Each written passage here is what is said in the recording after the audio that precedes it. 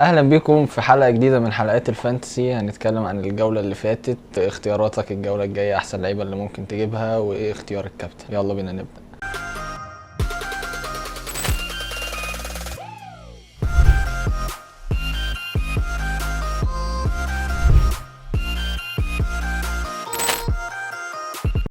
هنبدأ بماتشات الجولة اللي خلصت. شوط الجولة الخامسة عندنا أول ماتش كان تشيلسي وويست هام. شفنا جاكسون بيجيب جونين وبيصنع هدف، بالمر برضو بيسجل، سانشو بيصنع لتاني ماتش على التوالي مع تشيلسي. نروح الماتش اللي بعديه استون فيلا وولفز.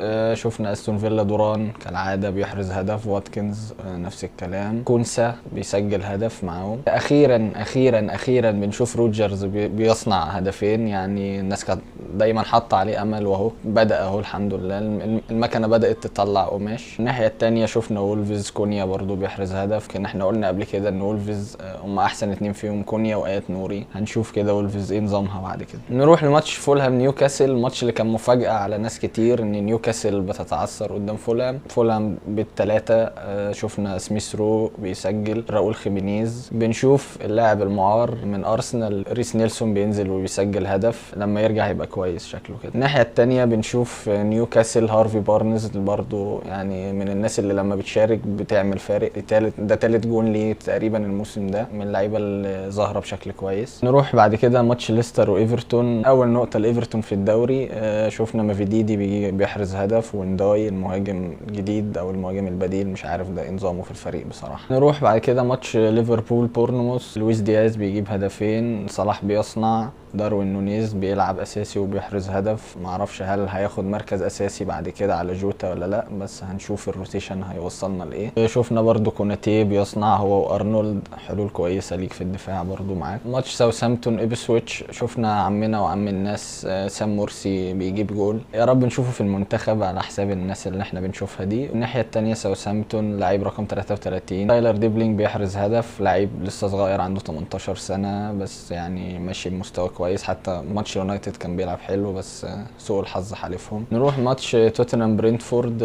برينتفورد مبويمو بيسجل، واللعيب رقم 23 بيصنع، لويس بوتر تقريبا اسمه. الناحيه الثانيه توتنهام ماديسون سولانكي جونسون كلهم بيسجلوا. ماديسون برضو بيصنع، وسون عامل اسيستين. كان يعني اللي كان معاه حد من توتنهام، فهو اخذ نقط حلوه بصراحه. ماتش يونايتد وكريستال بالاس خلص 0-0. اللي ساب مزراوي معاه فيا بختك، كلين شيت اهو، يعني الف مبروك. اللي معاه هندرسون برضو يا بختك، الراجل عامل لك 7 سيفز، فجايب 11 نقطة تقريبا. يعني هو كان ماتش تألق الحراس عموما، مفيش حاجة نتكلم فيها قوي. نروح لاخر ماتشين معانا في الجولة. الماتشين خلصوا 2-2.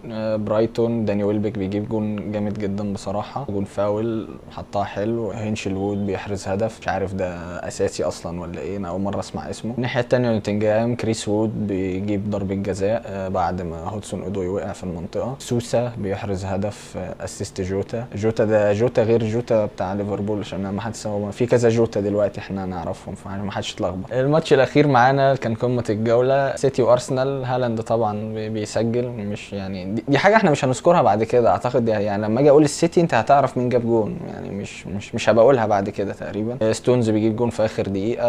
ارسنال عرضيه من ساكا على دماغ جابرييل، شفناها لتاني مره على التوالي بيحرزوا هدف. والشوط الاول شفنا كاليفيوري بيجيب الجون، اول جون ليه في البريمير ليج، جون جامد بصراحه، اسيست مارتينيلي. بس شوف تشكيلتي الجوله اللي فاتت، انا تشكيلتي الجوله اللي فاتت كانت وحشه قوي. كنت مكابتن جوتا. جوتا ما لعبش، فالفايس عندي ساكا طلع الشوط الاول. يعني بعد الشوط الاول ما خلص ساكا خرج ونزل بين وايت. عندي جيبس وايت على الدكه، هينزل بدل جوتا. جيبس وايت ايه اتطرد، جايب لي -1. فيعني حظي انا مش عارف اللي جاب بتاع 34 نقطه في الجوله اللي فاتت دي. وكده كده التشكيله هتظهر لكم انتوا، ليكم التعليق يعني لو عايزين. انا كده هعمل وايلد، اللي عنده اي اقتراح ممكن يقوله لي في الكومنتات لو تحبوا. نروح للجوله السادسه، نشوف احسن الاختيارات اللي ممكن تجيبها، اللعيبه اللي ممكن تكابتنها وهكذا. عندنا اول ماتش مانشستر سيتي نيوكاسل. يعني طبعا هالاند ثابت معاك كده كده، حد تاني من السيتي ما اعتقدش، حتى دفاعهم ما بقاش احسن حاجه. الناحيه التانيه نيوكاسل لسه مش فايقه، انا حتى كان عندي ايزاك هشيله وبيرن. قدام بيرن هشيله برضه، وماتشهم صعب يعني، هو مش ماتش سهل. بس طبعا ايزاك هيشوف ان انا شيلته هيبقى بس خلاص بيليه الغلابه هيظهر تاني. لو عايز تجيب حد من السيتي فخليك في هالاند، وممكن سافيو برضه، سافيو عامل مستوى كويس. الماتش اللي بعديه ارسنال ليستر سيتي. يعني اعتقد الراي عندك سيبو، اي حد من دفاع ارسنال سيبو. بين وايت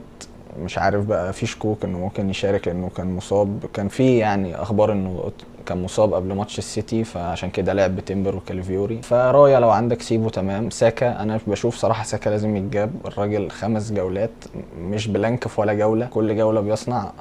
الجوله اللي فاتت جاب 4 نقط بس ده عشان طلع بدري. الراجل مهم في الفانتزي لحد دلوقتي، ماشي بخطى ثابته. ليستر سيتي صعب قوي تجيب منها الماتش ده بصراحه، بس يعني ممكن بقى مافيديدي او كده تحطهم دك او حاجه وتنزل حد تاني بدلهم يبقى احسن. عندنا بعد كده برينتفورد ويست هام. برينتفورد لازم تجيب امبويمو، لان اصلا برينتفورد الماتش الجاي ماتشاتهم سهله. واللعيب رقم 23 برضه نص ملعب في برينتفورد كويس، اسمه لويس بوتر، وسعره حلو ب5، فممكن تجيبه. يعني لو عندك مافيديدي ممكن تعمل التبديله دي، تجيب لويس بوتر ده وتخلي مافيديدي بره او تغيره خالص. الناحيه الثانيه ويست هام، سيب قدوس. انا حاسس ان قدوس في ماتش كده هيرجع قدوس بتاع ايه الفتره الاخيره اللي شفناه فيها. في اول ما وصل البريمير ليج كده كان عامل حاجات حلوه. فجوله كمان مش هتخسرك حاجه. دفاع برينتفورد مش احسن حاجه يعني. نروح لماتش تشيلسي وبرايتون. تشيلسي عايز تجيب حد، بالمر جاكسون بدأ هو يظهر بشكل احسن. سانشو برضو حل كويس، الراجل صنع هدف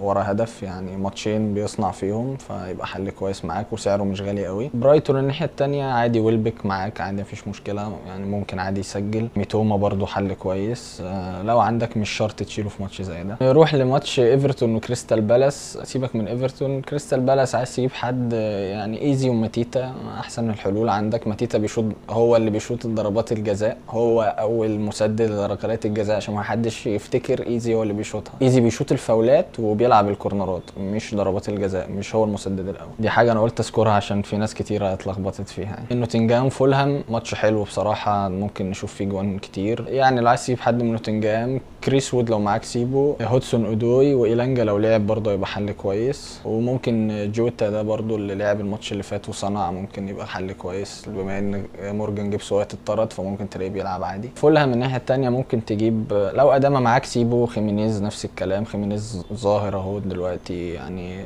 ماشي بخطى ثابته برضه. سميث رو ماشي كويس برضه مع الفريق، ممكن تسيبه. هو هيبقى ماتش حلو اعتقد، يعني ممكن نلاقي فيه كذا جول وهكذا. وولفز وليفربول مش عارف. وولفز لو عايز تجيب حد كونيا ممكن يجيب جون عادي. لارسن برضو كويس شويه. ليفربول مش عارف صلاح نصبر عليه ولا ايه، بس ممكن يعمل حاجه مع انه بيلعب عليه ايات نوري، فهنشوف كده هيصمد قدامه ولا ايات نوري هيحطه في جيبه ولا ايه. هنشوف الموضوع ده. افورت قوي في دي وهيفشخوني على هيحطه في جيبه دي.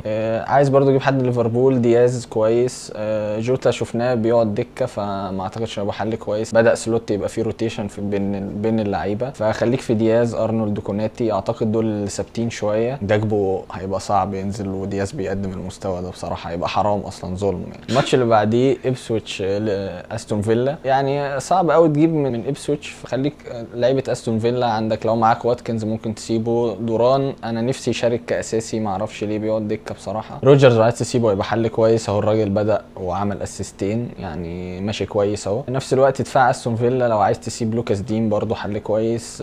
كونسا، حاجه دي كلها حلول كويسه قدام ماتش زي ده. واستون فيلا ماتشاتها الفتره الجايه اسهل شويه من بقيه الفرق. يعني عايز تاخد الريسك شويه ممكن تجيب يعني حد من تيليمانس او جيكوب رامسي، ممكن تختار حد منهم ده لو انت يعني ناوي تاخد ريسك في حاجه زي كده وتبقى ديفرنشال. الماتش اللي بعديه مانشستر يونايتد توتنهام. لو عايز تجيب حد من مانشستر يونايتد اعتقد جارناتشو احسن الحلول بعد الاداء اللي عمله الماتش اللي فات. ما سجلش بس كان خطير وكان ليه كذا فرصه، كان ممكن يجيب جون عادي. توتنهام سولانكي خلاص يعني مش عارف، هو ما جابش قبل كده، فما اعتقدش هيجيب ماتش زي ده. ممكن برضو تجيب عماد ديالو. توتنهام لو عايز تجيب ماديسون حل كويس.